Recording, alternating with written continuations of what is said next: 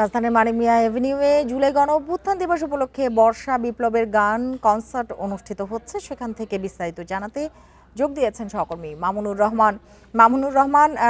কোন কোন ব্যান্ড আজকের কনসার্টে অংশ নিচ্ছেন, এই মুহূর্তে কাদের পরিবেশনা চলছে?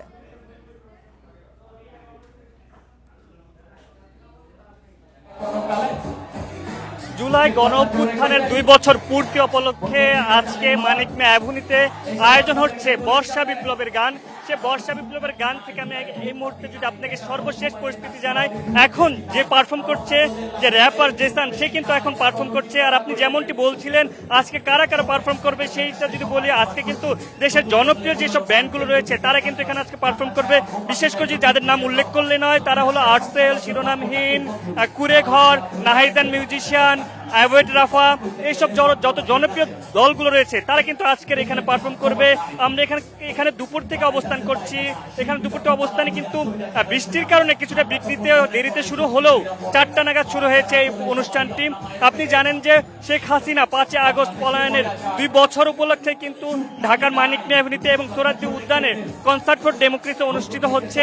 আর আমরা রয়েছি যে অনুষ্ঠানটি মানিক মিয়া এভিনিউতে, সেখানকার কিন্তু আজকে যে দর্শকদের উপস্থিতি, সে উপস্থিতি কিন্তু চোখে পড়ার মতো।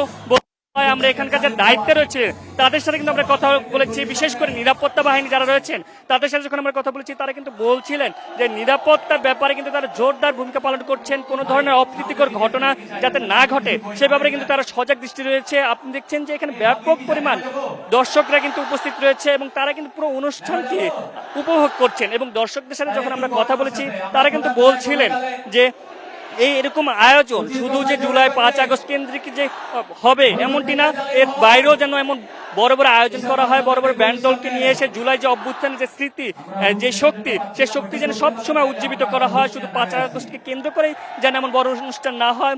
এছাড়া আমরা এখানকার আসার পর থেকে এখানকার যারা দায়িত্ব রয়েছেন কনসার্টের, তাদের সাথে যখন আমরা কথা বলেছি তারা বলছিলেন যে দেরি তো শুরু হলেও উৎসবের যে আমেজ, অনুষ্ঠানের যে আমেজ, সেটি কোনো ভাটা পড়বে না এবং তারা এটার জন্য সর্বোচ্চ সজাগ দৃষ্টি রাখছেন। এছাড়া যারা গান করছেন কিছুক্ষণ পরে কিন্তু উঠবেন নাহিদান মিউজিয়ান্স। এছাড়া কিছুক্ষণ আগে এক গান হয়েছে র্যাপ সং এর মাধ্যমে কিন্তু তারা বলছিলেন যে হাসিনা সরকার থেকে শুরু করে যে অন্যায় অত্যাচারের কথা, সে অন্যায় অত্যাচারের কথা কিন্তু তারা বারবার উজ্জীবিত করছেন। এবং আয়োজকরা আমাদেরকে যেটি জানিয়েছেন, এই গানের অনুষ্ঠানটি মূলত জুলাইয়ের যে শক্তি, জুলাইয়ের যে চেতনা, সেই চেতনাকে আরেকবার উজ্জীবিত করা, সে উজ্জীবিত শক্তি যেন এই যারা দর্শক রয়েছেন দর্শকের সারি থেকে সকল স্তরে যেন ছড়িয়ে পড়ে, এমনটি কিন্তু তারা বার্তা দিতে চাচ্ছিলেন।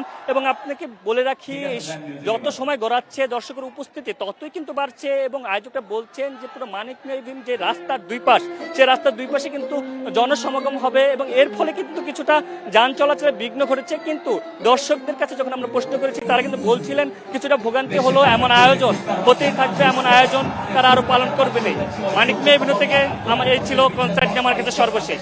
মামুনুর রহমান, আপনাকে অনেক ধন্যবাদ।